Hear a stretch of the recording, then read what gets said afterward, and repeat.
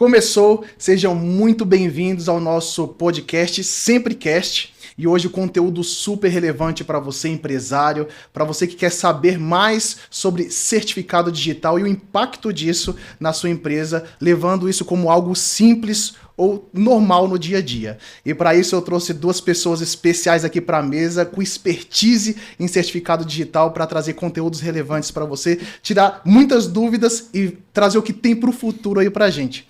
Então, nosso convidado primeiro aqui, quero apresentar para vocês o Edmar Araújo, diretor executivo da NCD, Associação Nacional de Certificação Digital.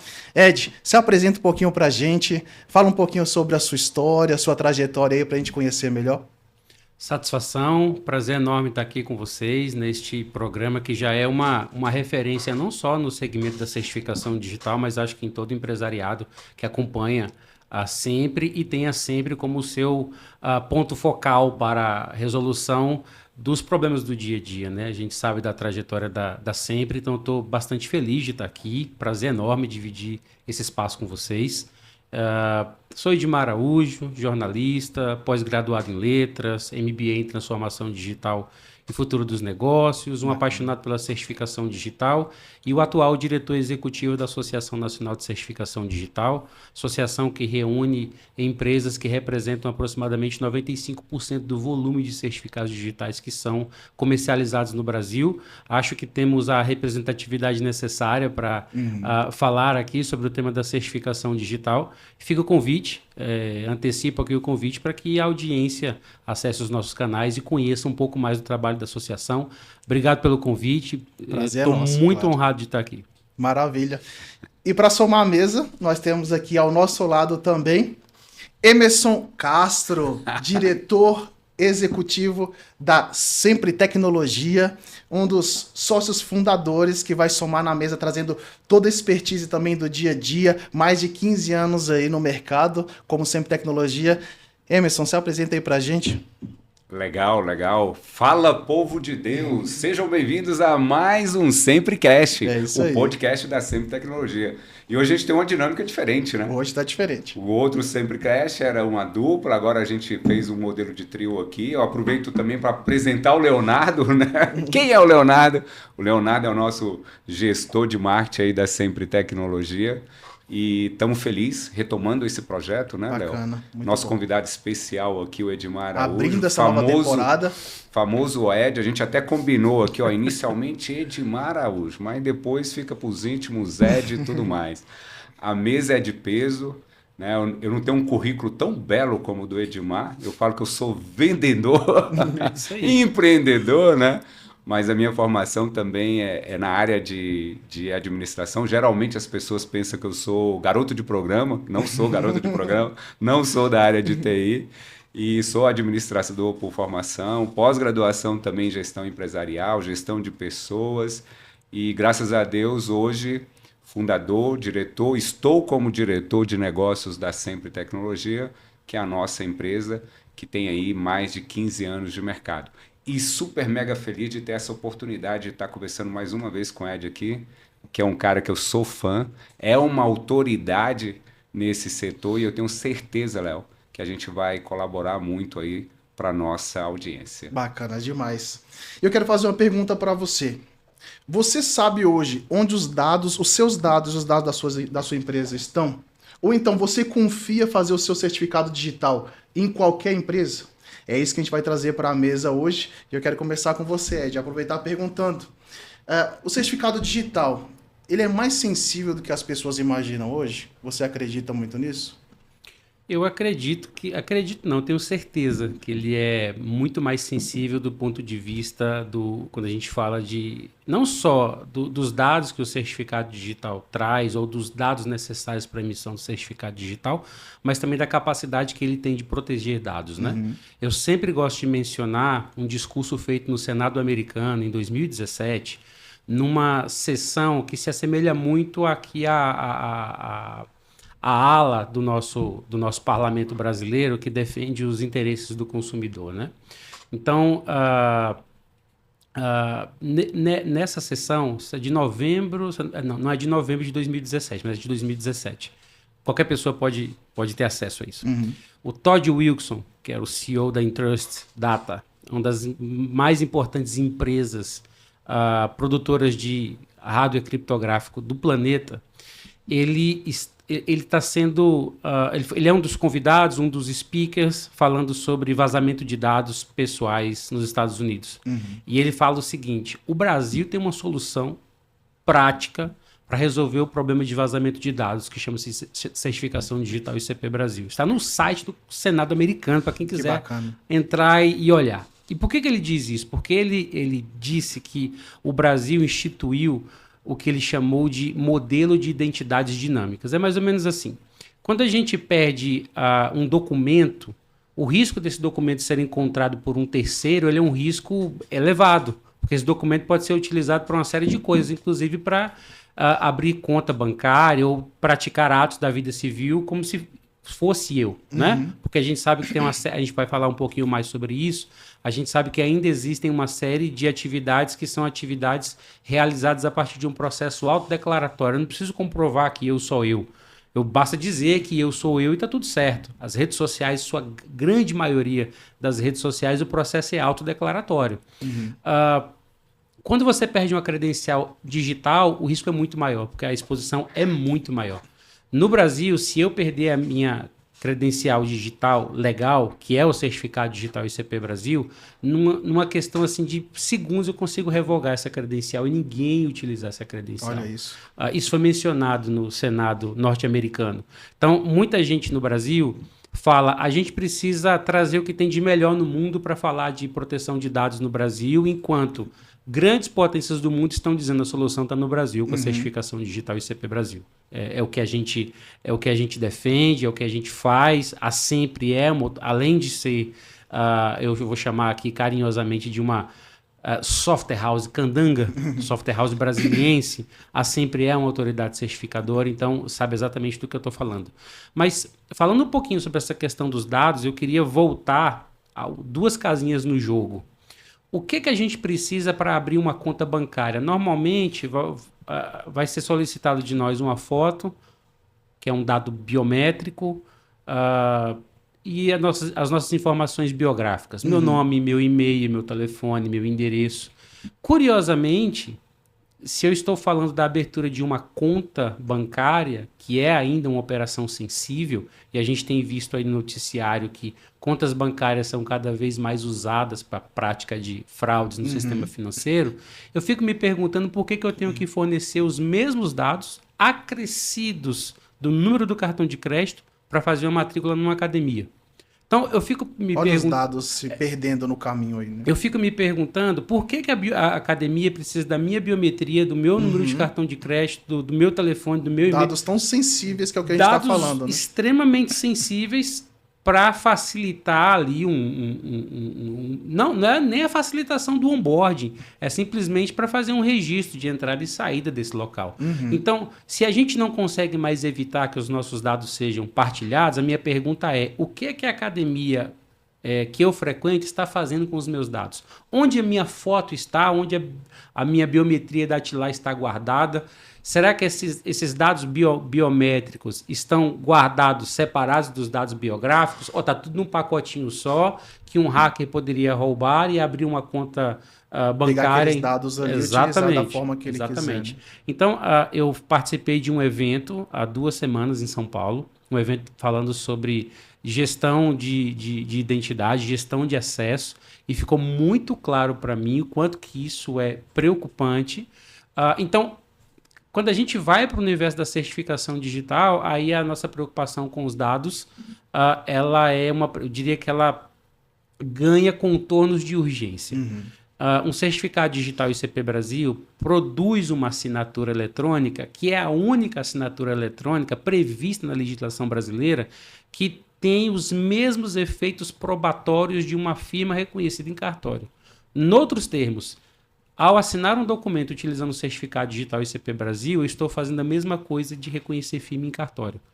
É o que diz o Código Civil e é o que diz a medida provisória 2.200. Consideram-se verdadeiros os documentos em relação ao signatário. Eu não consigo negar que fui eu que fiz essa assinatura.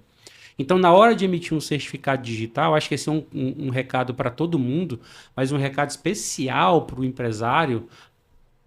Eu acho que a gente precisa se cercar de alguns cuidados e procurar empresas que de fato sejam credenciadas no âmbito da ICP Brasil, empresas que tenham sido autorizadas não só a comercializar o certificado digital, mas a operar a cadeia de certificação digital, que é uma cadeia de confiança.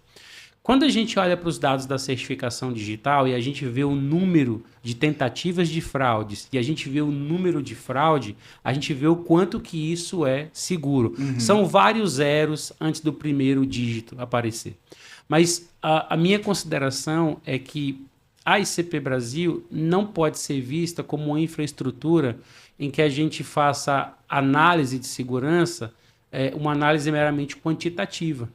Ela precisa ser observada como uma infraestrutura com análise qualitativa. O que eu quero dizer? Em 2026, suponha que a gente chegue no dia 31 de dezembro, às 23 horas e 59 minutos do ano, e a gente tem o seguinte dado. Só 2 certificados digitais foram emitidos de forma fraudulenta na ICP Brasil. O problema é que um desses certificados é do presidente da República e o outro é do Alexandre de Moraes, do STF. Só. Então, assim, é qualitativo. Então, a ICP Brasil está num estado da arte de não só de proteção de dados, mas de garantia de procedência. Então, a minha primeira recomendação é que os nossos dados precisam ser tratados com muito cuidado por mim, por você, pelo Emerson, por quem está assistindo esse podcast, que o meu dado me pertence. Eu sou o maior interessado no meu dado. E quando eu estou falando da emissão de um certificado digital, repito, isso ganha um contorno de urgência que a gente não tem precedência. Eu posso negar que eu fiz uma assinatura com outro mecanismo. Eu posso negar, tem validação biométrica, você fez uma transação com o banco e validaram a sua biometria. Eu posso alegar que foi um deepfake. Mas se eu fizer uma assinatura com certificado digital ICP Brasil, existe a inversão do ônus da prova. Eu vou precisar provar que não fui eu. E não a instituição que está me cobrando, por exemplo, a execução de um contrato de empréstimo. Então, proteção, dados pessoais são muito sensíveis e eu, pessoa física, não interessa se os meus dados são para emissão de um certificado de pessoa física ou um certificado de pessoa jurídica. Eu sou o maior interessado, então na hora de emitir o meu certificado digital, eu sempre devo me pautar por uma empresa que tenha sido credenciada e que a gente também, hoje a internet propicia uma série de ferramentas úteis, né? Você digita ali o nome da empresa num buscador de internet, no Google da vida, e você vai ver ali o ranking, por exemplo, do Reclame Aqui. Quantas reclamações essa empresa tem no Reclame Aqui e qual é a reputação digital dessa empresa, né? Então, temos ferramentas para isso. Acho que, falando de proteção de dados, a ICP Brasil protege dados, mas eu, enquanto titular dos meus dados, preciso estar atento e cuidadoso na hora de emitir meu certificado digital. Quando eu fiz essa pergunta, eu não imaginava que ia ser tão profunda que nem foi. Você pegou essa aí, olha só a importância de você cuidar dos seus dados. E aí não vai só você pensa assim, só na empresa em si, mas você acabou de falar na academia, seja na abertura de contas, né? Onde você está colocando os seus dados hoje com a segurança disso. E aí você traz também essa questão da assinatura também, né? E aí eu quero aproveitar e trazer para o Emerson um pouquinho, Emerson. E na prática, você estando lá na Sempre Tecnologia, tem alguma história, alguma coisa que aconteceu de empresários despreparados, pessoas despreparadas aí que acabaram trazendo um contexto nesse sentido? Poxa, eu achava que certificado digital era só isso, era o básico, o simples do dia a dia, e de repente acontece coisas que a gente não esperava, né? Mas, Leonardo, eu comentei contigo que o sarrafo seria isso foi a primeira pergunta, olha o nível da resposta, né? Viu o nível de profundidade. Eu não queria nem atrapalhar para eu participar. Olha a visão, pegou a visão? Peguei a visão. Mas o Ed é sempre muito feliz, aí, muito, muito forte nos comentários. E a gente aqui, como uma visão de empresa, né? Porque tem toda uma estrutura. A gente tem compromisso com o pagamento de imposto, todos os nossos colaboradores são registrados, tem toda uma estrutura para você comportar, tem todo um processo de legalidade. E aí isso é um desafio, né, dentro do Brasil, nesse campo da informalidade e nesse campo também da legalidade, né? Observa, né? O Ed comentou aqui muito sobre a importância dessa segurança, desse cuidado com os dados. Então, você não pode emitir o seu certificado digital em qualquer empresa. Esse é um ponto, né? Ou, eu não digo nem qualquer empresa, com qualquer pessoa, né? Esse é um detalhe importante.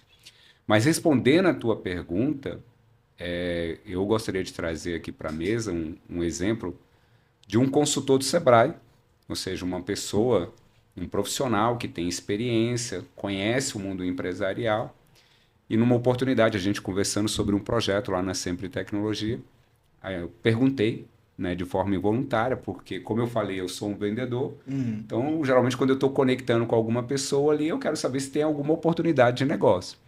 E sabia que, todo empresário, todo CNPJ, ele precisa da emissão do certificado digital. E, naturalmente, eu perguntei para ele, onde você faz o certificado digital?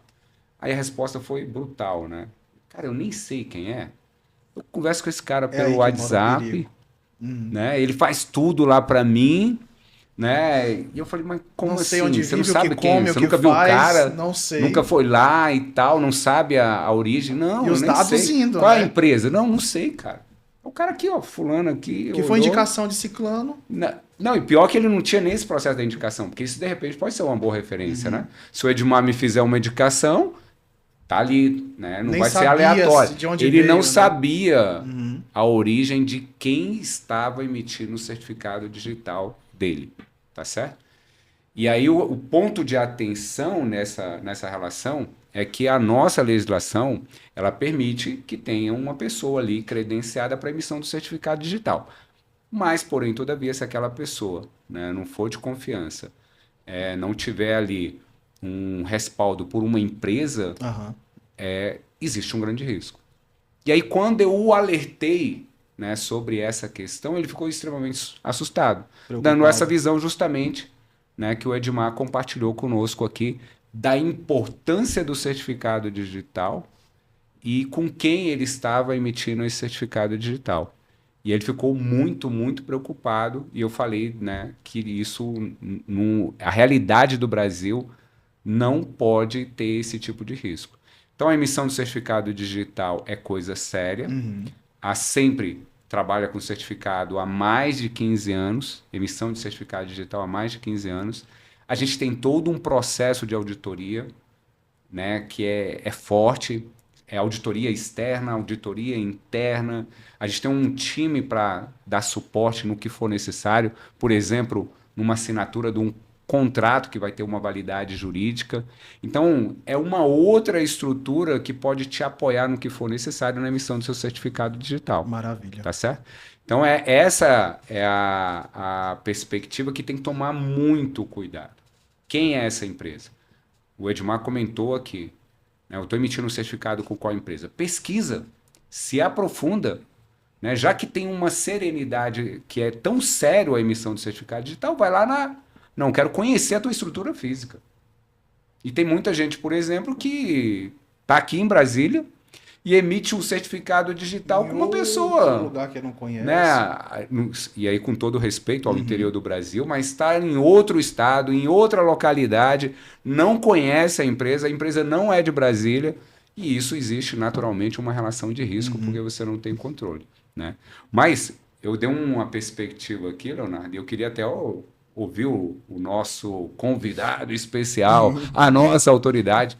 Se o que eu estou falando aqui, Ed, faz sentido, velho, dentro dessa perspectiva de risco, considerando a importância da gente ser o guardião dos nossos dados? Eu acho que faz todo sentido. E eu vou dizer por quê. Quando a gente visita o processo da certificação digital, eu estou falando do processo de admitir empresas para executarem essa atividade. A certificação digital não é um serviço público. É um serviço privado, mas que conta com uma forte regulação do Estado. Olha a complexidade. A ICP Brasil é uma infraestrutura de confiança que é regulada por um comitê gestor vinculado à Casa Civil, Esse comitê gestor tem 7 membros de governo e 5 membros da sociedade civil, todos nomeados pelo presidente da República. Todos eles. Uhum. Eu fui membro do comitê gestor durante 4 anos. Então, tenho no meu currículo 2 decretos presidenciais me nomeando para essa missão. Esse comitê define as regras de funcionamento da ICP Brasil. Então, assim como quem define a taxa de juros no Brasil é o Comitê de Política Monetária, quem define, por exemplo, se a ICP Brasil vai trabalhar com biometria ou não é o Comitê Gestor da ICP Brasil. Então, esse processo ele não admite pessoas físicas credenciadas, apenas pessoas jurídicas. Uhum. Isso por uma questão de responsabilização, não é? Então, em outros termos, se eu vou entregar os meus dados, eu preciso entregar os meus dados preciso fornecer os meus dados para emitir um certificado digital. Então, eu preciso ter convicção de que do outro lado está um representante daquela empresa. E isso é muito sensível. Uhum. Isso é muito sensível para o cidadão, porque precisa fornecer uma série de dados e informações que são sensíveis. Mas tem um outro lado também. É o lado do empresário que às vezes quer economizar e sai muito caro. Aí mora o perigo. Vou te dar um exemplo aqui. Muitas vagas de emprego que a gente vê no LinkedIn, aliás, o LinkedIn, porque é uma rede que eu gosto, mas o LinkedIn ele tá aposentando alguns termos, né? Não existe mais desempregado, agora é open to work. Open to work. Sempre ficando mais chique, né? Os termos vão ficando mais chique. Não estamos contratando, hiring.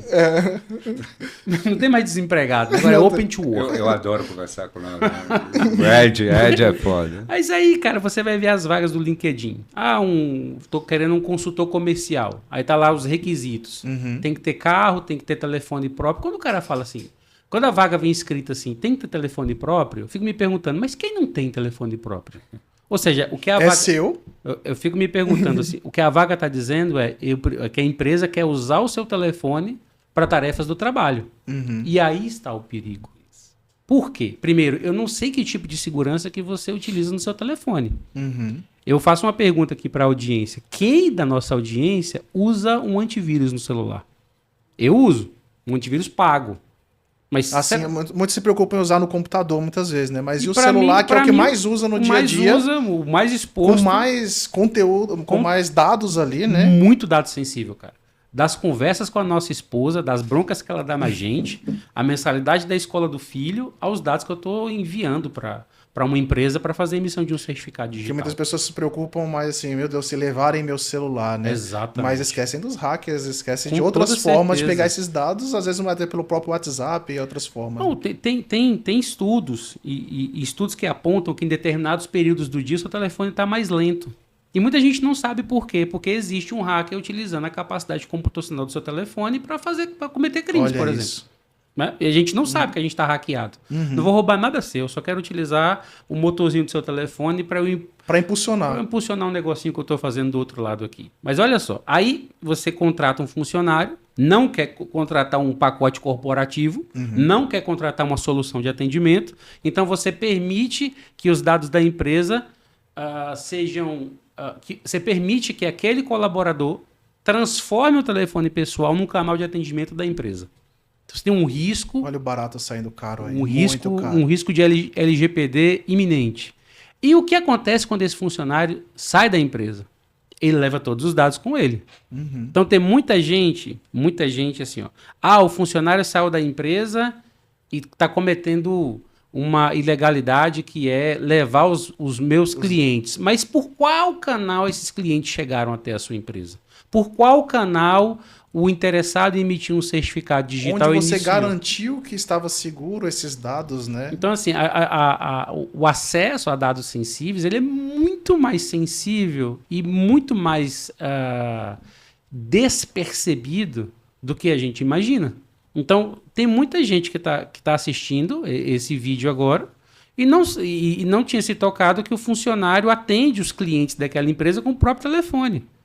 Quando a pessoa sai, e o cliente que está acostumado a ser atendido por aquele canal faz um contato, a pessoa só vai direcionar. Se a pessoa continuar no ramo, por exemplo, na certificação digital, a pessoa só vai dizer, olha, não estou trabalhando mais nessa empresa, mas eu estou aqui numa outra empresa muito melhor do que a que eu estava, e quer dizer, levou o seu cliente embora porque você quis economizar na contratação de um plano de celular corporativo ou numa solução, que tem várias soluções de distribuição de... Facilitar, né? De alguma forma. Então, assim, se a gente viu empresas desaparecerem porque tiveram medo de arriscar no modelo de negócios, a gente verá empresas desaparecerem porque não se preocupam com os dados.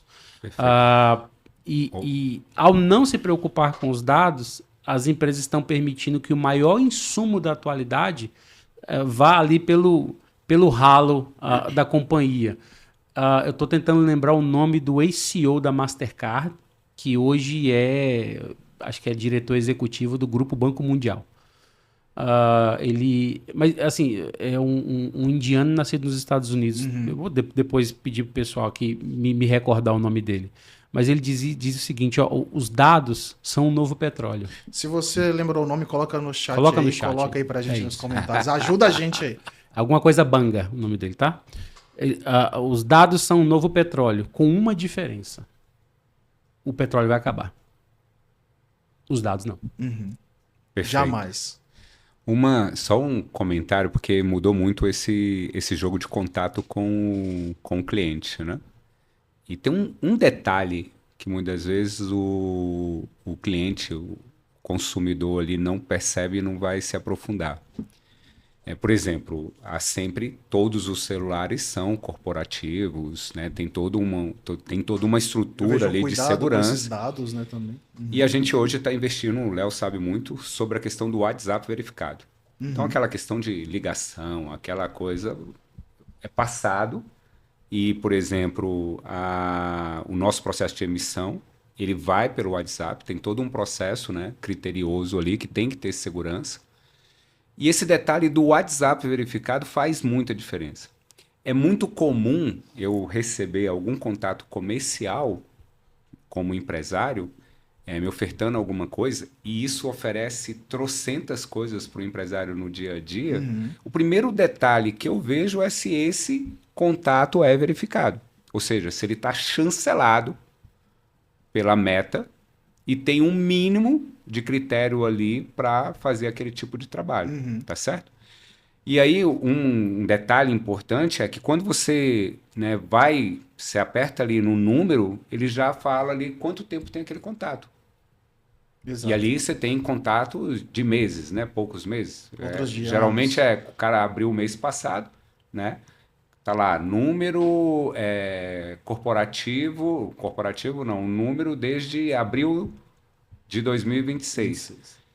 Ou seja, qual é a segurança que você vai fazer a emissão do certificado digital, ou seja, qualquer negócio com a tua empresa num telefone desse? Porque é um princípio básico de investimento para quem tem seriedade com segurança, tá certo? Então, o nosso objetivo aqui, com esse podcast, com essa iniciativa, é justamente preparar o consumidor, você que é empresário, né, para que ele tenha esses cuidados, esses alertas, para que ele não sofra algum tipo de problema muito sério aí na emissão do certificado digital. E aí, né, fazendo um merchan, naturalmente, sempre está aqui a nossa missão para facilitar a vida do empresário. Claro que soluções em tecnologia, mas com segurança. Maravilha. E na prática, assim, a gente trouxe aqui dizendo que o certificado digital é importante, né? Mas na prática, quais erros vocês costumam ver, né, no dia a dia ali que acaba impactando de alguma forma a empresa, a pessoa física também, mas principalmente a empresa, por cometer erros no uso do certificado digital? É muito importante a gente deixar uma coisa bem clara aqui. Os processos de certificação digital no Brasil são muito seguros, extremamente seguros. Não à toa, todo o SPED nacional, ele faz da certificação digital a sua ferramenta de segurança e de assinatura forte, assim, de autenticação e de assinatura. Então, eu diria que os erros que podem ser cometidos com o certificado digital é você permitir que um terceiro utilize o seu certificado digital. Acho que esse é o maior equívoco que a gente pode... Para quem eu estou passando Exatamente. esse certificado, né? Na verdade, eu diria para você que eu não deveria passar para ninguém, mas olhando para o mundo real, acho que essa pergunta... Empresas passam, às vezes, para uma ou outra contador. pessoa. Passa para contador, por exemplo. Essa é a pergunta mais correta, tá? O correto é não deixar que ninguém use meu certificado digital. Por tudo aquilo que a gente disse anteriormente, né? Um certificado digital produz uma assinatura que é equivalente à assinatura manuscrita e em qualquer problema que eu venha ter com um ato praticado, eu vou ter que provar que não fui eu. E aí o caminho é muito longo, né? Então, eu diria que o maior equívoco no uso do certificado digital é você não exercer o determinado pela lei. Só você usar o certificado digital, só você saber a senha do certificado digital e só você ter o controle do certificado digital. Uso, conhecimento e controle. Essa é a tríade.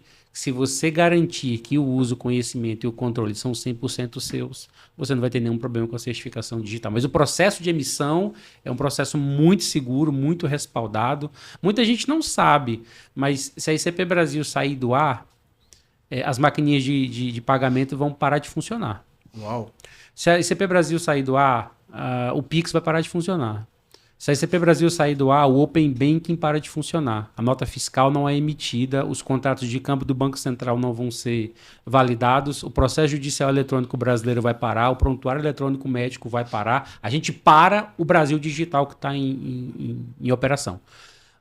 A última vez que eu me debrucei sobre esse assunto, olha que curioso, eu fui verificar quanto tempo a infraestrutura de chaves públicas brasileira podia ficar fora do ar. Fui verificar por ano. A ICP Brasil pode ficar fora do ar 52 minutos por ano, a última vez que eu vi essa informação. Isso significa dizer que a gente pode ficar fora do ar 1 minuto por semana. É só você fazer a conta quantos segundos por dia a gente pode ficar fora do ar. Isso está em regra internacional. Se a ICP Brasil não cumpre, a gente pode ter a nossa nota rebaixada nas auditorias independentes e, consequentemente, reduzir a confiança internacional nas nossas assinaturas. O critério é muito elevado em termos de segurança, mas eu vou frisar pela terceira vez. Se você está cometendo um erro com seu certificado digital, o erro é permitir que um terceiro utilize em seu nome. Eu vou falar como empresário e dar uma outra visão importante. O Ed já comentou aqui. Quem é que está com esse certificado? Não tem jeito, né? Por exemplo, o contador é uma pessoa relevante, importantíssima nesse processo. Precisa, né? Porque naturalmente tem muita demanda que é operacional. E a visão do empresário é importante ser estratégica, né? Então, as coisas aconteçam ali, né? Então você não pode confiar. Eu gostei dessa tríade. Repete, por favor. Uso, conhecimento e controle. Uso, conhecimento e controle. Anota aí. É o que você tem que fazer com o seu certificado digital. Preferencialmente emitido pela Sempre Tecnologia. Ó, o merchan.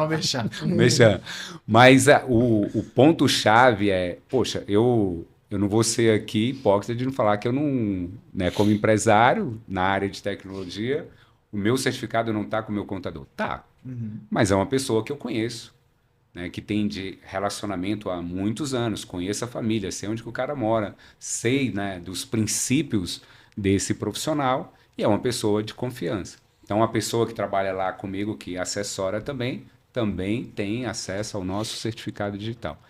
Isso é muito cuidadoso. Agora, por exemplo, eu não despacho, né, um certificado, uma senha por e-mail ou pelo WhatsApp, de jeito nenhum. Isso não acontece. Então, são esses critérios importantes, né, dessa relação do uso e o controle principalmente, que a gente tem que ter como empresário. Tá certo? Então, a pergunta-chave hoje, o teu certificado está onde? Está com quem? Se ele está pulverizado, todo mundo dentro da empresa, por mais que você confie, tem acesso, cuidado com isso. Que é muito perigoso. Mas cabe uma nota aqui. Acho que isso, como o Emerson falou, é super importante. Essa relação de confiança que o empresário tem com o seu contador. Mas existe uma solução legal para isso, que são as procurações eletrônicas. Então, assim, o meu contador pode ser o meu procurador. Uhum. Ele pode, inclusive, emitir um certificado digital da minha empresa desde que eu permita que ele o faça por meio de uma procuração. Uhum. Então, se o meu contrato social diz assim, ó, quem que representa a empresa do Edmar? É o Edmar, fulano, ciclano e alguém que o faça mediante uma procuração pública lavrada em cartório. O meu contador pode ter uma procuração e pode emitir um certificado da minha empresa e praticar atos autorizados por mim. Então, assim, de novo, uso, conhecimento e controle. O certificado digital é do meu CNPJ. Eu sei exatamente, está 100% na minha governança, o uso, conhecimento e controle quando eu autoriza, por exemplo, mediante uma procuração ou pelas procurações eletrônicas que a própria Receita Federal disponibiliza em seus sistemas. Então, há meios de continuar de continuar deixando o contador empoderado para resolver as questões da minha empresa sem partilhar o certificado digital. Acho que a gente precisa frisar, o Emerson citou uma coisa que é o mundo real. As pessoas vão lá e entregam a cópia do certificado digital para o contador, entregam a senha porque confiam e é uma relação de confiança que a tecnologia, a legislação, a ética não consegue penetrar. A sua esposa tem a senha do seu cartão de crédito? Tem, e é uma relação de confiança que a lei não consegue penetrar. Só que quando a fatura chega, o banco não manda assim, ó, isso aqui foi sua esposa aquele dia, hein? Manda pra mim. Acerta lá com ela, Acerta lá com ela, tá? Qualquer coisa fala comigo aí que eu me ajuda a cobrar. Não vai ter isso, né? Então, com a certificação digital, é o mesmo. Então, o Emerson trouxe o mundo real. No mundo real, as pessoas entregam um certificado digital para o contador, pela relação de confiança que foi construída, eu diria assim, contador, quando as pessoas encontram o contador certo, elas não vão mudar de contador. Você pega assim as empresas que estão há muito tempo no mercado, a maior parte delas tem o mesmo contador desde que começaram, né? Tudo envolve a confiança. Tudo envolve a confiança. Começa pela confiança. Agora, nós temos as soluções tecnológicas e legais, e a procuração eu acho que é a mais segura de todas elas. Mais segura, inclusive, do que entregar o certificado digital. Bacana. Perfeito. E dentro da contabilidade, muito provavelmente, o contador está delegando para outros, e aí vem essa relação do risco, que é onde você não conhece. Você passou o certificado para o contador, o seu contador não faz a contabilidade de todas as empresas, né? Tem que ter uma equipe, né? Aí fala, hoje é dia de puxar o parcelamento de um débito que esse CNPJ tem aqui. Aí, quem tá cuidando disso aqui? Ah, não, é o menino, mas como ele é estagiário, só chega às 2 da tarde. Aí ele tem ali uma pasta no computador, sem senha, sem firewall, sem antivírus. O estagiário clica na pasta, tá o nome da minha empresa, aí ele clica no certificado e tá a senha ali num bloco de notas. Ah, não, beleza, peguei a senha aqui. Aí o que acontece? O GovBR implementou o segundo fator de autenticação, né? É você gerar um código dentro do aplicativo. Isso. Aí o cara manda uma mensagem ali pro dono da empresa. Passa o código para mim, por favor. Então, tira esse negócio aí, cara, porque eu preciso fazer esse negócio. Você tá dificultando a minha vida, né? Quando, na verdade, aquilo ali é uma ferramenta de segurança, né? Pro processo. Então, eu acho que a gente precisa sempre deixar claro para quem está vendo esse podcast que há o mundo real, o mundo onde as coisas acontecem, mas há também um mundo possível, que é esse que eu mencionei anteriormente, que eu posso deixar o meu contador empoderado e não infringir nenhuma norma, não infringir nenhuma regra, e mais do que isso, não incorrer do meu certificado digital e tá aí num diretório do Windows, que às vezes o cara acessa de casa, né? Ele clica ali num TeamViewer da vida e consegue acessar o meu certificado do computador onde o filho joga Counter-Strike, né, cara? Vamos pensar um pouquinho na consequência disso. Me perdoa, mas valeu o podcast essa dica já aí, foi, cara. Valeu, velho. Valeu. Fantástico. Vamos um pouquinho agora mais profundo na questão das consequências disso, né? Então, os dados são sensíveis, né? Eu tenho que ter um cuidado e muitas vezes o outro eu tenho a confiança com a tríade que você acabou de passar para a gente aqui. E quais são as consequências para caso esses dados não venham ser trabalhados da forma correta, como, por exemplo, você deu um exemplo aí agora, né, na questão de trabalhar ali dentro os seus dados, às vezes precisa para alguma coisa, né, e acessa ali de uma forma vulnerável. Quais são as consequências disso para a empresa? Qual a consequência disso para, né, o empresário com esse erro, né? Vou te dar um exemplo simplório. Eu cheguei na casa da minha irmã, não contei isso para ela. Ela vai ver o podcast, ela... Te amo, Ana, desculpa. Agora foi. E vi qual era a rede da casa dela. E aí entrei no Google e perguntei qual é a senha padrão do modem. Qual é a senha padrão do modem da operadora? E aí o Google me traz a senha padrão do modem. Que ninguém nunca mudou. Que as pessoas não mudam, né? Aí eu acessei a rede dela, eu tava dentro do modem dela, eu podia ter derrubado tudo que tava conectado lá. Foi só um teste, assim, de menino levado, né, cara? Que eu sou o irmão caçula, né? Então, eu me sinto tem uma oportunidade. Me sinto no direito de fazer essas coisas, né? Mas, assim, eu já consegui acessar a câmera de rua, de vizinho. Cheguei, bati no portão do vizinho. Cara, sua câmera, o login e a senha continua de fábrica aqui. Eu poderia, por exemplo, acessar as câmeras da sua casa e ter acesso a imagens que você não quer que a gente tenha, né? Porque percebi que o cara tinha um circuito de câmeras. Segurança. Mas assim, vamos voltar para o exemplo da academia. Rapidinho. Suas senhas. Você já alterou suas senhas do seu modem, do seu celular, de onde for. Você já alterou, tirou a do padrão ali, porque muitas vezes tá a mesma senha, 30 anos, o seu vizinho tá usando a sua senha, ou então pessoas da empresa ali do lado estão usando e pode acessar e, que nem você falou, derrubar tudo porque você não teve esse cuidado ali, né? Pode continuar. Só para poder falar para você se preparar também, que essa também foi boa, hein? Leonardo, eu acho que a gente pode mudar o tema, hein, velho? Né, do Simplecast para gerar mais atratividade, né? Com a tua segurança. Cuidado com seus dados. Cuidado com teus dados. Você entendeu? Pode tá sendo, né, visto aí e nem sabe, né, de alguma forma, seus dados sensíveis. Vamos voltar, por exemplo. Não, assim, ó, muita gente acha que para você acessar a internet do seu vizinho, você precisa ser hacker. Você não precisa ser hacker, só precisa jogar no Google. Qual é a senha padrão, né, do modem da operadora tal. A cada 10 eu tenho certeza que pelo menos eu não tenho a mínima dúvida. Aí você vai digitar o endereço daquele 192.168, não sei o que das contas, vai acessar, vai entrar no modem do cara. Pode mudar a senha. Pode derrubar. O cara tá fazendo barulho de madrugada com som alto, com festa, pode derrubar a internet da casa do cara. Fala, pô, me deixa dormir. Isso é super possível. Imagina uma empresa que é necessário ali, né? A internet é necessário ali e de repente. E o certificado digital? Certificado digital trava tudo. Eu tava assistindo esses dias com a minha esposa, de novo, o extraordinário Parasita. Filme. Extraordinário filme. Assim, eu recomendo. Se você não assistiu Parasita, assista o Parasita. Anota aí, Parasita. E aí eles estão dentro de casa ali, e aí eles acordam um dia e a família, cara, estamos sem internet, acho que o vizinho mudou a senha. Ou seja, estava usando a internet do vizinho, porque provavelmente lançaram mão de uma engenharia social simplória, pesquisar a senha padrão do modem da operadora tal e vão conseguir acessar. Mas vamos voltar para o exemplo da academia.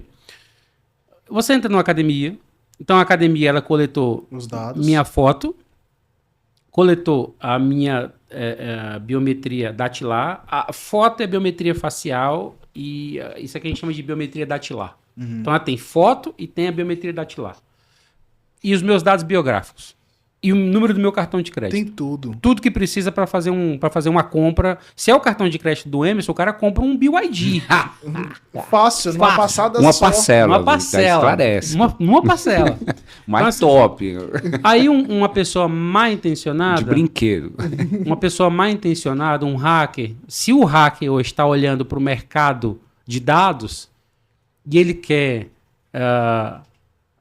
praticar crimes em série, como um serial killer, só que voltado para dados, ele vai se matricular em todas as academias da cidade, vai acessar a internet daquela academia, vai tentar, por algum tipo de engenharia, acessar o banco de dados daquela academia, ou a gente ainda tem o outro risco, que é o que eu falei da gestão da identidade. Eu vou me tornar amigo de quem faz as matrículas na academia, e essa pessoa vai receber um percentual por todo o dado completo que ela me entregar. Porque eu não faço gestão. Eu já cheguei em academia que quem fez a minha matrícula foi o professor. Chegou lá, fez. Ah, não, pera só um pouquinho que eu também... Aí ele tem login, ele tem senha do sistema. Às vezes, vários colaboradores ali têm, né? Então, assim, se ele tem login do sistema e ele pode fazer isso, a sensação que me dá é que não tem controle de quem acessa o quê. Então, qualquer pessoa com acesso ao computador da academia pode ter acesso à minha foto, à minha biometria datilar, todos os meus dados biográficos, o número do meu cartão de crédito, e aí o meu cartão de crédito foi clonado. Não foi clonado. Seu cartão de crédito não foi clonado. Seu cartão de crédito foi utilizado. Não por você. Mas clonado ele não foi. Então, assim, a gente não faz gestão nem da segurança dos dados e muito menos de quem está autorizado a acessar e manipular esses dados. Então, o resultado, falando das consequências agora, é o que a gente vê. Olha, apareceu uma transação no meu cartão que eu não sei de onde é. Aí você tem que entrar em contato com a operadora, com um banco, ficar no 0800 um bom tempo, provar que você não fez, provar que você não estava lá. Enfim. Por isso que é bom também essa segurança que a gente coloca de o segundo fator. Eu tô falando isso porque aconteceu isso comigo, tá? Fiz uma viagem. E aí na viagem, aí você passa cartão para abastecer, passa cartão em várias coisas, em várias formas. E aí, de repente, no mês seguinte começou a chegar lá. Só que o bom é que justamente isso, tem a segurança de é você que está tentando realmente fazer essa compra e eu não sou eu. E muitas vezes a gente acha que é chato, né? E é fundamental, é essencial. O Ed, me ajuda aqui. Você é um cara que tem a memória melhor do que a minha. Ainda bem que eu tenho bons amigos e a minha esposa também tem a memória excelente. Mas, trazendo um pouco para esse mundo corporativo, eu me recordo muito bem, porque quando cai algum tipo de fraude com o certificado digital, aí isso dá publicidade total, porque é um mecanismo de segurança. E tem que ter ali todo um respaldo técnico do que aconteceu para gerar a segurança necessária para a ICP Brasil, né? Mas você podia dar algum exemplo, né, de alguma coisa de certificado que teve impacto no mundo corporativo? Com certeza. Eu me lembro recentemente, né, de uma questão que foi para a Justiça sobre uma assinatura que não era certificado digital de um contrato de locação que teve um processo indenizatório.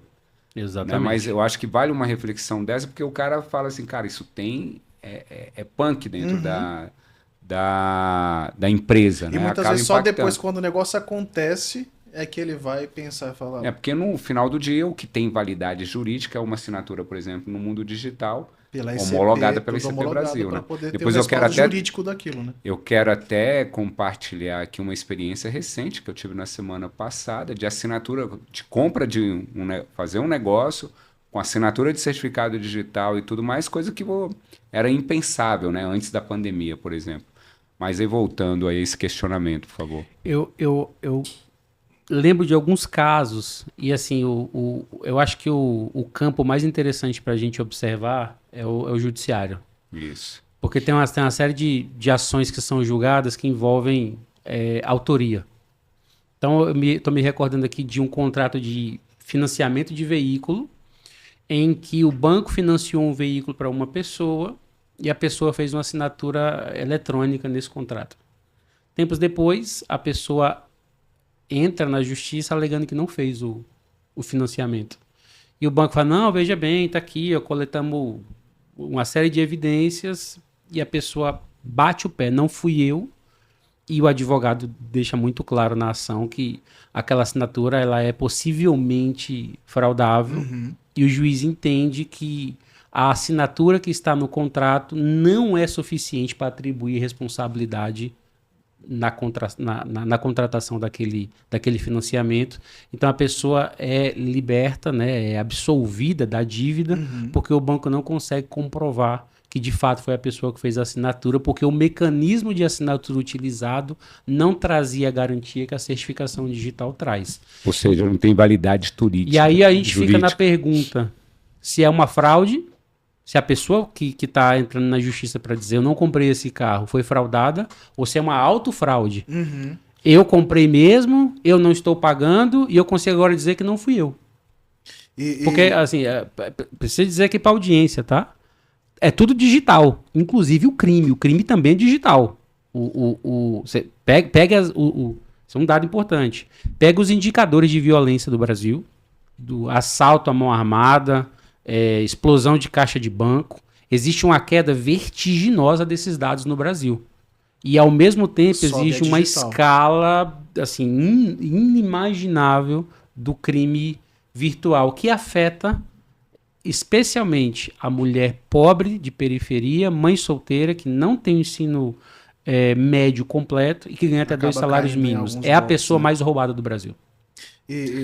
Pode falar. Não, pode ir. Vamos em frente. Então vamos. Só um pouquinho, que aí a gente está falando de dados, falando de tudo isso. E qual a diferença quando eu falo sobre isso? Eu errei ou realmente eu fiz uma fraude? Como que eu consigo separar esses dois quando se trata desse assunto? A fraude tem um erro, né? Tem um Por erro. exemplo, a academia, ela errou ali de alguma forma. Sim. Mas quando isso passa de um erro, um simples erro, para uma fraude realmente ali com os meus dados. Né? Assim, a academia será responsabilizada cometendo um erro ou cometendo uma fraude. Uhum. Então, assim, foi uma falha de segurança e os dados vazaram na rede, você será responsabilizado. A LGPD deixa muito claro, né? E se isso é uma fraude, além de você responder no âmbito da LGPD, você vai responder criminalmente. Mas o que eu quis dizer aqui, fraude e autofraude, é mais ou menos assim. Você pode ter, como você mencionou aqui, os dados do seu cartão de crédito copiados e alguém fazer uma compra como se fosse você pela internet. Uhum. Só tem até o código de verificação do cartão ali.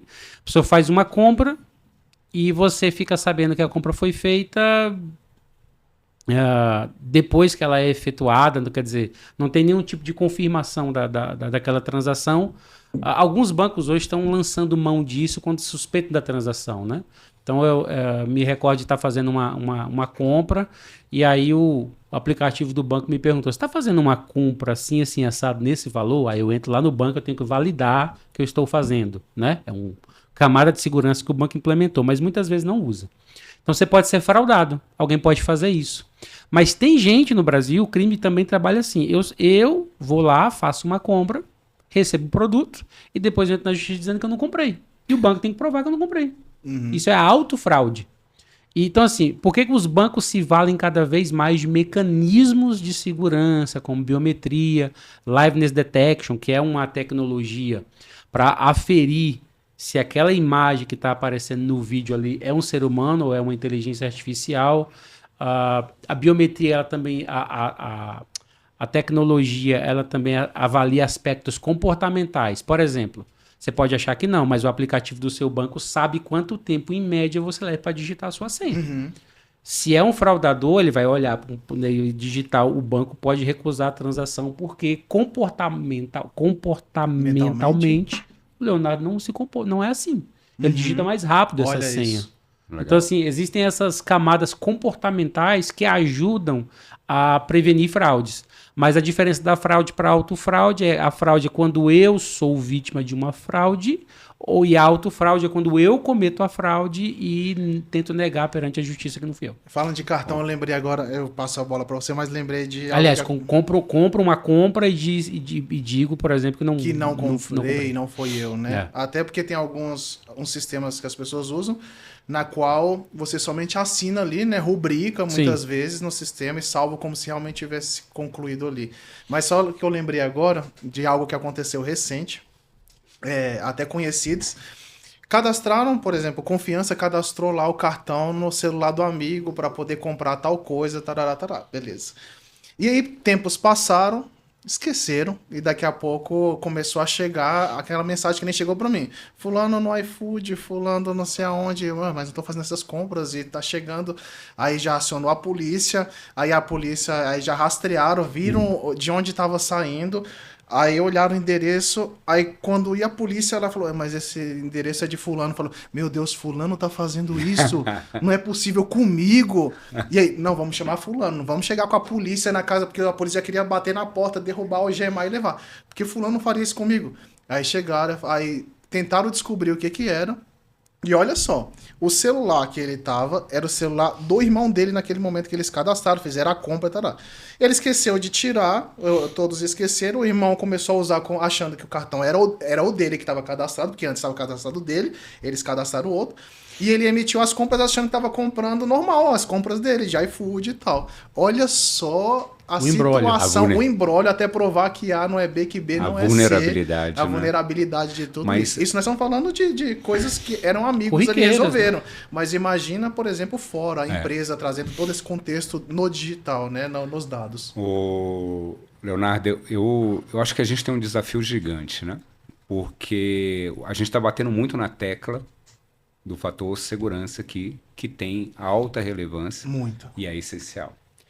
Mas eu queria trazer também uma perspectiva de quanto a tecnologia, né, esse processo de evolução de assinatura digital, com certificado digital, os mecanismos bancários de transferência, Pix e tudo mais, que tem segurança, nos ajudam no dia a dia. Né? Então, você vê assim, a missão da Sempre, ela fala muito da importância de facilitar, né? A gente está aqui, existe para facilitar a vida dos nossos clientes com solução em tecnologia. E vem à tona essa questão. Não tem como a gente abrir mão da segurança e, ao mesmo tempo, isso é um processo de evolução.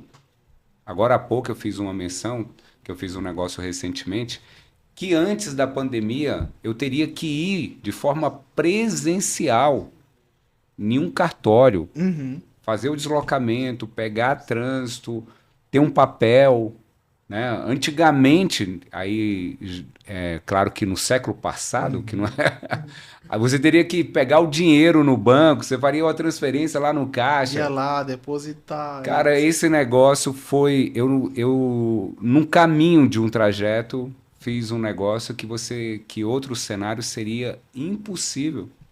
Né? Então, tendo ali uma assinatura digital reconhecida com todo o processo de segurança, fazendo pelo celular, transação, né, de valores altos também pelo celular. Então, o mundo mudou, a gente evoluiu muito e a gente tem que ter essa preocupação gigante com a segurança, que aí, né, veio muito bem aqui o Ed comentar, né, quais são os cuidados que a gente deve ter no nosso dia a dia em evolução. Sobre isso na prática lá na Sempre, como que funciona esse cuidado com os dados? Não, aí já tem a Lei Geral de Proteção de Dados, que é o processo de guardião. A gente tem que tomar muito cuidado com isso nessa relação, mas tem todos os critérios, a gente respeita as leis. Tem auditorias externas, que a gente contrata, já tinham mencionado, auditoria interna. O processo seletivo ele tem que ser muito, muito, muito criterioso, né, das pessoas que vão lidar com esses dados. A gente toma os devidos cuidados aí e pede muita oração para que Deus nos proteja também, né, de todo o mal, de qualquer isso, coisa. Né? Claro, porque sempre tem uma pessoa má querendo fazer alguma coisa. Né? E aí não está passivo. Mas hoje, com os mecanismos de segurança, os investimentos que a gente faz, sem dúvida nenhuma, eu diria que é um dos melhores do mercado. Né? Data Center, por exemplo, a gente tem uma relação de preço, né, de algumas tecnologias, mas a gente sempre faz a opção pelo processo de segurança, de qualidade, mesmo que o investimento seja maior. A gente não mede aí, né, o investimento nesse aspecto da segurança. Você tocou um assunto no WhatsApp, na questão do WhatsApp, por exemplo, há 30 dias ele tem ali dizendo que 30 dias ele é para a empresa dele. E aí entra um ponto também, existem os empresários aventureiros, existem aqueles sérios, né? Como que eu posso, hoje no seu olhar assim como empresário também, o Ed pode contribuir, como que eu posso avaliar para não correr riscos e conseguir distinguir ele, poxa, essa empresa ela é aventureira, não é uma empresa tão séria, pô, essa aqui é de tradição, é uma empresa séria, como que eu posso separar um pouco isso, outro olhar? Um dia Sempre também não tinha, começou do nada, né? Então a gente tem que respeitar, dar o princípio de boa-fé de todo empreendedor. Sempre também o nosso propósito é impulsionar as empresas para gerar prosperidade. Então a gente respeita muito, muito, muito para quem está começando. Mas a pessoa tem que começar de uma forma, né, certa, com o princípio da boa-fé. Então é aí que está a diferença, né? Aí que está a diferença. E claro que a indicação, como a gente mencionou aqui com o Ed, eu vou acreditar fielmente numa indicação do Edmar, tá certo? E pesquisar sobre essa empresa. E quando é indicado ainda faz mais diferença. Faz toda a diferença. Agora, naturalmente, você não tem a segurança né, naquele processo inicial, vale buscar uma empresa que tem mais tradição. Né? Então, a empresa, igual a sempre, tem 15 anos, tem toda uma estrutura. Nós hoje somos mais de 150 colaboradores registrados. Então, você tem toda uma estrutura ali para dar um apoio, para gerar essa segurança necessária, né, para o empresário. E se, eventualmente, ele tiver, né, algum tipo de problema, com certeza a gente vai ajudá-lo ali a resolver. Beleza? Bacana. Pô, estamos chegando ao fim, hein, cara? Estamos caminhando para o final aí, viu? Infelizmente, né? Porque tem muito papo bom aí para a gente trazer, né? Mas qual é a pergunta final aí? A grande pergunta? Se alguém usa o seu certificado individualmente, né? Ali, igual você falou. Quem responde, no caso, é quem é o dono do certificado. Claro. Né? Não a pessoa, a não ser que seja no ponto que você falou, né? Não, eu coloco ali para aquela pessoa me representar como empresa, né? E você já viu o impacto financeiro real nisso? Tipo assim, algo que aconteceu, se tratando agora de finanças, né? Algum impacto que vocês trazem aqui na mente, porque a pessoa usou, né, aquele certificado, né, não sendo um empresário ou algo do tipo?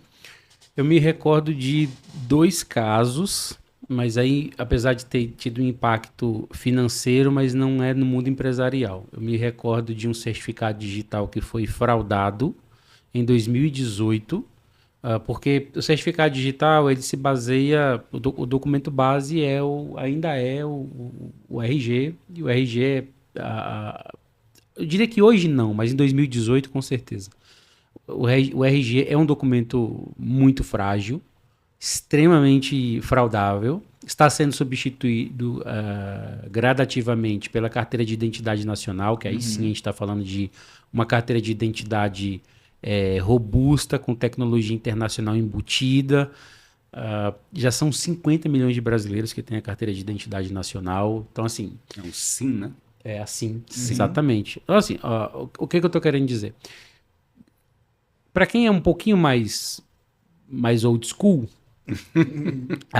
você está assistindo esse podcast, o RG de Brasília, ele tem características que são de Brasília.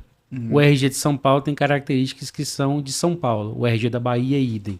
Aí você imagina, por exemplo, um policial rodoviário federal num feriado fazendo abordagens e, enfim, tendo que aferir a identidade das pessoas ali, não só do motorista, mas de repente dos passageiros do veículo. Você não vem me dizer que esse cara conhece todos os modelos de identidade do Brasil. Então, ele dá uma olhadinha ali. A carteira de identidade nacional elimina modelo. É o mesmo modelo para todo mundo. Padrão nacional. O número, o famoso RG, está com os dias contados no Brasil. Seu CPF? CPF. Eu não preencho mais RG. Meu RG é o meu CPF, porque é isso que traz o meu documento de identidade. Então mas em 2018 a gente não tinha isso. E aí, alguém conseguiu fraudar um documento de uma pessoa no IBAMA que fazia a liberação de cargas, enfim, fazia liberação de madeira, de grandes quantidades de madeira. E a gente sabe quantos milhões de reais isso movimenta anualmente. Então a pessoa conseguiu a liberação de uma remessa de madeiras de forma ilegal para fazer a comercialização dessa madeira, né? E foi o certificado digital, entre os certificados digitais fraudados, houve a tentativa de fraudar, inclusive, o certificado digital do presidente do IBAMA à época. E a gente teve, aí um pouco mais recente, de 1 ano e meio, mais ou menos, o certificado digital de uma juíza, que foi fraudado, e a partir desse certificado digital fraudado, os fraudadores conseguiram liberar precatórias e na monta aí de algumas centenas de milhões de reais. Mas tem esses casos assim, de fraude com ou sem o certificado digital, eles estão alastrados por todos os setores, né? O Pix, acho que em 2023 ou 2024, o Pix foi vítima de um golpe de 400 e tantos milhões de reais, né? Lembra que, se não me engano, em 2001 ou 2002... tem o famoso assalto ao Banco Central do Ceará, de Fortaleza. Virou filme. Eles roubaram 100 milhões, os caras alugaram Todo uma esquema, casa, todo aí conhecia planejamento. alguém, que o cara conhecia ali, o que que passa, o que que não... Os caras cavaram um túnel até o Banco Central e roubaram o dinheiro. Hoje não tem mais, o crime não faz mais esse tipo de investimento. Até quase não tem mais Não, físico não vou lá. trazer gente com picareta, não tem isso. E a acabou. força do digital Sendo ela que é numa sala imensamente eu muito maior. consigo Né? resolver Exatamente. tudo, Mas pô. esse roubo de 400 milhões, ele foi mais simples do que contratar um hacker. Eu cooptei uma das pessoas que tinha acesso ao sistema e paguei 15 mil reais pela credencial dessa pessoa. Essa pessoa me forneceu as credenciais, eu acessei o sistema e fiz as transferências. Doideira, velho. Então, Loucura. não precisa mais de picareta, não precisa mais contratar bombeiro hidráulico, não precisa mais alugar uma casa, não precisa mais montar uma quadrilha. E com certeza essas coisas não vão virar filme, porque isso é muito, muito, muito corriqueiro. E aí entra num ponto-chave para a gente ir encerrando aqui, que é justamente o futuro, né? A gente está falando de tecnologia, nós estamos falando de onde estamos hoje e para onde nós estamos caminhando. E a gente não pode deixar de encerrar esse podcast sem falar de inteligência artificial. Com certeza. A gente não pode deixar de falar do que ainda vem por aí e do que já está aí e não sabemos ainda, né? Eu queria até pegar o gancho aí, eu acho que é muito oportuno a gente perguntar isso pro Ed. Eu acho que a ICP Brasil, Ed, tem um desafio gigante que é escalar o certificado digital. Né? Que chegue lá ao cidadão comum, à dona de casa, né? Para que a gente tenha essa segurança digital, evitando todo esse drama. E o Ed vai falar um pouquinho aqui para a gente sobre a questão da R eletrônica. Perfeito. Né? Que tem essa relação aí com os desafios que a gente tem pensando no futuro. Muitos concorrentes nossos aí estão desesperados nesse modelo de negócio e, ao mesmo tempo, eu falo que a gente aqui não vai comprar lenço para chorar. A gente vai vender os lenços aí para quem precisa chorar. Sempre, né? Sempre. Por isso são sempre. 15 anos. Então, a gente está com a mente aberta, até porque eu comentei agora no início com o Ed, né, que é uma legislação, você é obrigado e a gente vai abraçar isso. Eu queria ouvir um pouco o Ed nessa perspectiva de oportunidade, Legal. de mudança. Ela e ameaça tudo o mais. mercado, ela amplia, né? Traz um pouco isso. Essa relação da inteligência artificial tem outros desafios aí que eu valem. vejo que o mercado também às vezes pode estar exagerando um pouco sobre isso também, né? Eu acho que e aí eu queria, dentro dessa perspectiva, ouvir o Edmar aí, porque ele me deu uma visão muito interessante. E eu quero que os nossos concorrentes, os nossos pares, os nossos parceiros, né, escuta e dê essa visão. E é importante também deixar claro qual é a finalidade, né, Ed? Aqui a gente está falando do certificado digital para a pessoa física, com a perspectiva de escalar, de chegar né, ao cidadão brasileiro. Exatamente. É isso? É isso. Fazer previsão em tecnologia é um negócio arriscadíssimo. Tá? O fundador da IBM nos anos 70 disse que o mundo não tinha espaço para mais do que 5 computadores. Eu, sinceramente, a gente está num prédio aqui, eu desconfio que esse prédio tenha pelo menos 3 computadores por unidade. Tá? Então, assim, o fundador da IBM falhou. Em 2004, numa conferência, o Bill Gates disse que ele tinha a solução para resolver o spam. 22 anos depois a gente viu que o spam não foi resolvido. Aliás, piorou.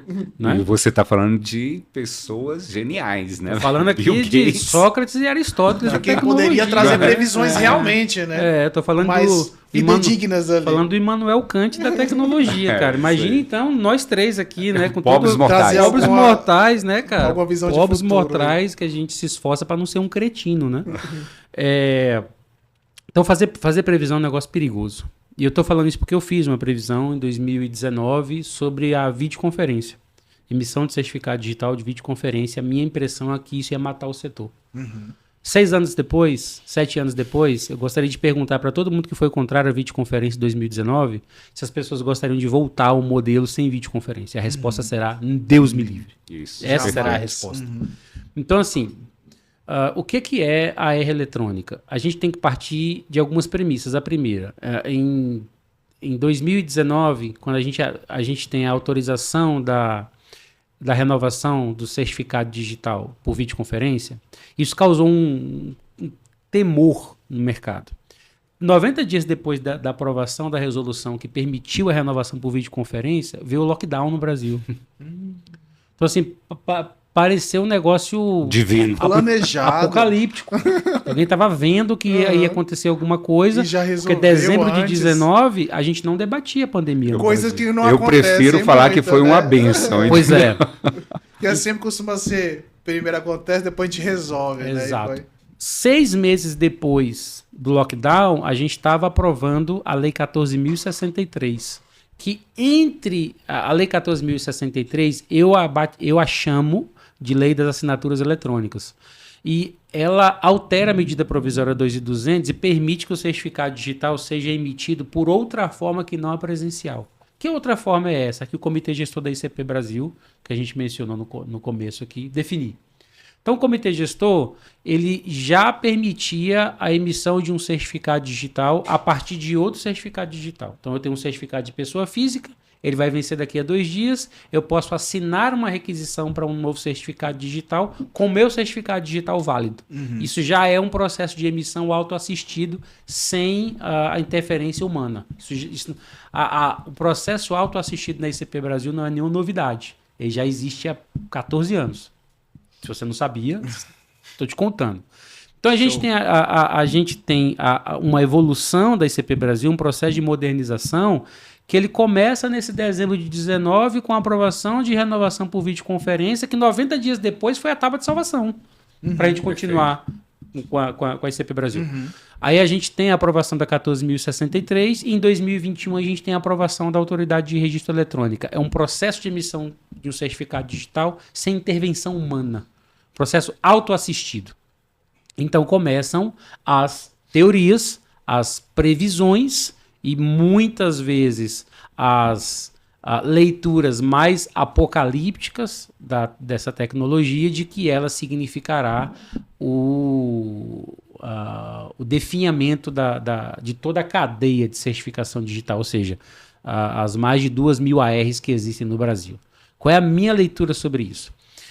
Primeiro, a gente tem que cumprir a determinação legal. A portaria 6618 do Ministério da Gestão e Inovação em Serviços Públicos, ela estabelece que até 2027, 20% dos certificados digitais que são emitidos hoje no Brasil a pessoa física sejam emitidos por um canal autoassistido. 20% do que a gente tem hoje, até 2027, tem que ser. Tá lá, é meta, tá? A gente tem que cumprir. Então, o governo caminhou para pavimentar essa estrada para que a gente possa cumprir a obrigação. Então, o que a gente está dizendo? Que pessoas físicas... Então, primeiro ponto, a AR eletrônica serve a pessoa jurídica? Não serve. A pessoa jurídica continuará com um processo presencial ou por videoconferência. A pessoa física poderá emitir um certificado digital em nuvem sem a necessidade de um agente de registro. Mas, Edmar, isso não mata o setor? A sensação que eu tenho é que isso vai criar mais um canal de atendimento. Agora, eu não consigo, Leonardo, Emerson, você que está assistindo esse podcast, eu não consigo dizer para você se o cliente vai para esse canal de atendimento. Quer um exemplo? O que a Nubank e a C6 estão fazendo desde o final de 2024? Abrindo agência física. Porque precisa chamar a atenção daqueles titulares, igual o Emerson, que tem grandes movimentações de recursos na conta, e não confia em fintechs.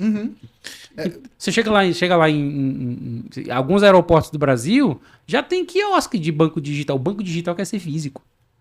Porque existe uma clientela que só quer se relacionar com o físico. Então, o que eu imagino, tá?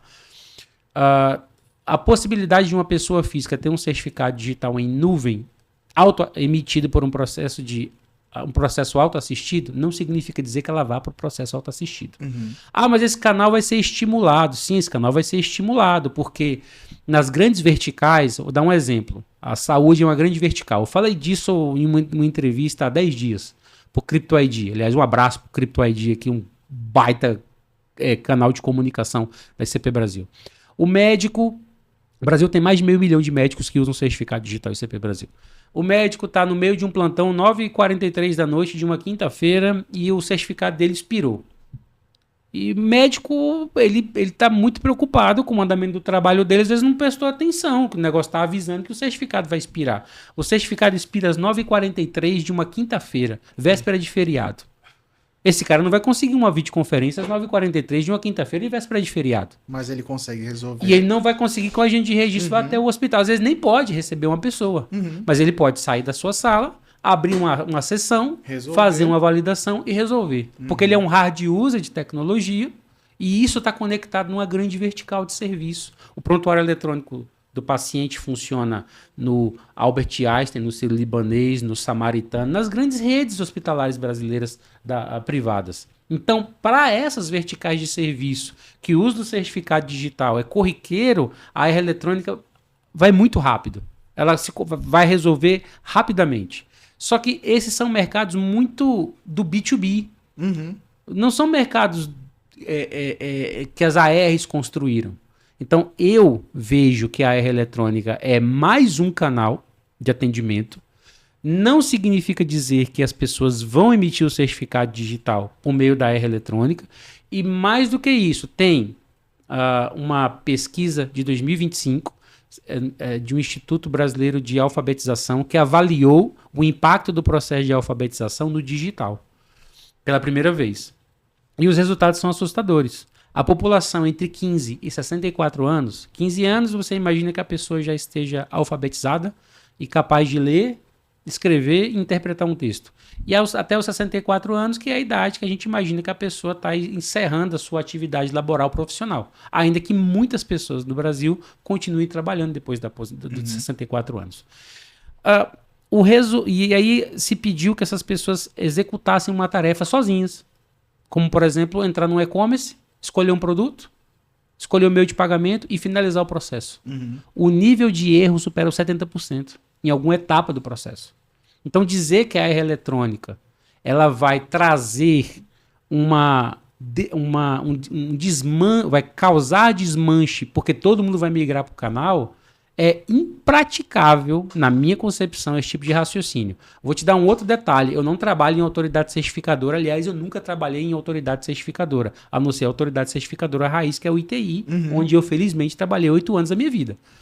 Eu não tenho acesso às informações das ACs, mas eu posso apostar que mais de 60% do call center da Sempre é suporte para a instalação do A1.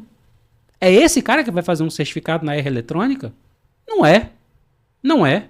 Então por que a ICP Brasil está apostando nesse canal? Porque existe a clientela que quer esse canal. E a gente não pode fechar os olhos ou ignorar que essa clientela queira. Existe e queira, né? Então existe a pessoa que não consegue, então não vai para o canal. Existe a pessoa que consegue e vai para o canal. E existe a pessoa que consegue e não vai para o canal. Porque pode ter tido uma experiência ruim no digital, a conexão falhou, tentou às vezes o problema é no telefone da pessoa, é na conexão de internet, a pessoa acha que o canal não funciona e continua fazendo por videoconferência. Na minha opinião, é mais um canal que se conecta a determinadas verticais de serviço consolidadas, mas que para o público usuário, eu tenho dificuldade de dizer que ela significa uma grande disrupção. Eu acho que ela significa praticidade, economia, conveniência, que é o que as pessoas mais procuram nos atendimentos. Garante níveis de segurança super interessantes, especialmente nesses processos que eu mencionei aqui, da medicina, do judiciário. Mas é muito, na minha opinião, é muito prematuro a gente imaginar que esse canal ele vá fazer com que toda a população que hoje emite certificados digitais nos canais que a gente conhece migre para lá. Aí tem um comentário que as pessoas fazem assim, ó. Mas veja só, se uma autoridade certificadora emitir um certificado digital em nuvem gratuito para uma pessoa, essa pessoa pode pegar esse certificado e abrir uma empresa com ele. Sim, mas isso é assim há 14 anos. Ou seja, esse canal não prosperou. Não prosperou. Perfeito. Então, por que a R eletrônica vai fazer esse canal prosperar? O que me leva a acreditar nisso? E veja, eu trabalho na Associação Nacional de Certificação Digital. É interesse das autoridades certificadoras que a autoridade de registro eletrônica prospere. E ela tem um potencial gigantesco. Mas a gente precisa olhar para a autoridade de registro eletrônica com um viés de realidade. Então, Nos contratos B2B, onde eu tenho um público hard use, que hoje eu tenho um investimento em validação, videoconferência, manutenção de determinados sistemas, eu posso eliminar esse custo, manter o nível de serviço e melhorar as margens do negócio. Agora, no dia a dia do empresário que está habituado a fazer a emissão do seu certificado digital de pessoa física para uma ou outra situação, eu continuo achando que a gente está falando de um canal que vem para resolver uma situação muito clara, mas que eu não tenho coragem de fazer uma previsão. Em 2 anos esse mercado está mudado e a gente vai ter uma redução da cadeia de 30%, 40%, 50%, 60%. Para mim, não passa de previsão. Você pode ser otimista, você pode ser pessimista, você pode tentar ser realista, né? Eu estou tentando ser realista. Eu acho que é um mar que a gente não conhece. Começou a ventar forte. O otimista ajoelha e reza. O pessimista quer se matar, quer se jogar. E o realista vai ajustar as velas para fazer a melhor navegação possível. Eu acho que é isso que a gente tem que fazer agora. Palavra-chave na fala dele, como um canal, é conveniência. E você, como gerente de marketing, sabe que a gente bate muito nessa tecla como proposta de valor. Porque hoje há sempre, você tem um atendimento presencial se o cliente desejar, você tem o atendimento por videoconferência por uma estrutura que é extremamente competente com as pessoas que tem, e vindo a R eletrônica, que é uma realidade, não é futuro, é uma realidade, a gente também tem que se adaptar pensando nesse público-alvo. Nesse cara que quer essa comodidade, essa conveniência. Alinhar, né, essa conveniência com a tradição, né, a organização de uma empresa que tem tempo de mercado é o melhor dos mundos aí, é a melhor opção para o cliente. Poxa, uma pena, mas acabou. Acabou. Só chorando, só cereja do bolo. Só cereja do bolo. Pra gente fechar agora com chave de ouro. Você acha que a IA, como que ela vai impactar? A gente está falando de robôs, falando de IA aí no mercado. Como que ela vai impactar hoje na questão do cenário do certificado digital e todo esse mercado? Eu acho que a IA vai criar um mercado para a ICP Brasil. Bacana. Por exemplo, suponha... Você sabe minha filha tem 9 anos, cara. Aliás, um beijo pra Alice, tá? Completou 9 anos essa semana. Na terça-feira, Alice, um beijo grande. Outro pro Felipe, meu flamenguista preferido. Felipe, o flamenguista favorito aqui do Emerson, e de toda sempre, né? Pagodeiro, né? De primeira, hein? Pagodeiro de primeira. A Alice usa... Acredite, a Alice tem 9 anos e ela fala assim, papai, suponha... Eu vou usar o verbo da lei, suponha que... amanhã a gente tem autorizado no Brasil que robôs de IA executem tarefas para mim. Dá um exemplo aqui. O robô pode entrar na minha conta bancária e pagar as minhas contas. Ok? Uhum. Possível? Possível. Ok. E se eu, por alguma razão, disser, mas eu não conheço esse robô que entrou na minha conta? Então, o robô nada mais é do que um código.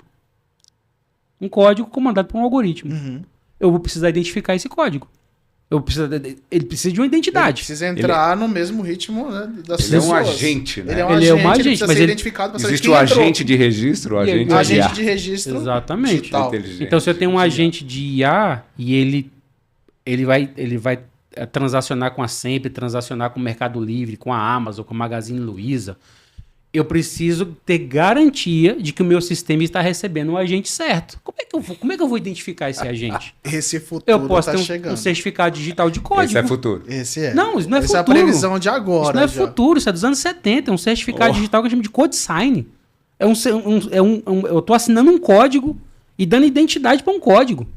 Eu conheço esse código, está assinado, tem uma assinatura nesse código. Esse aqui é da Sempre, eu tenho certeza, porque é um ICP Brasil.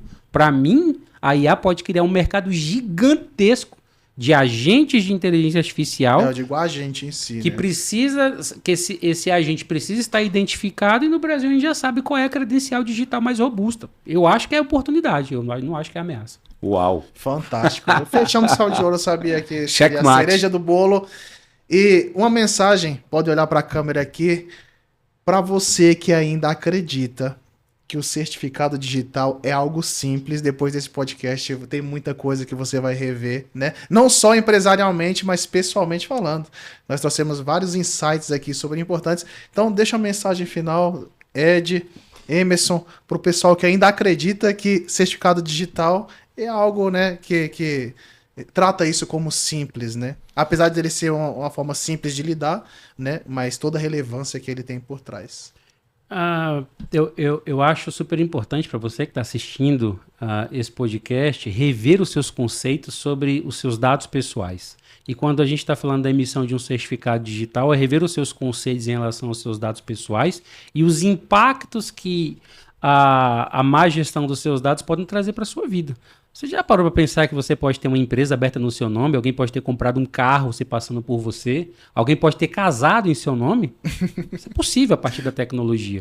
Então, o recado, acho que a grande reflexão aqui é onde os meus dados estão, como eu cuido dos meus dados e no momento da emissão do meu certificado digital, se de fato eu estou me preocupando com a empresa que vai fazer esse atendimento. Seus dados, eles são, eu diria hoje, o principal recurso que você tem e talvez seja o mais valioso de todos eles.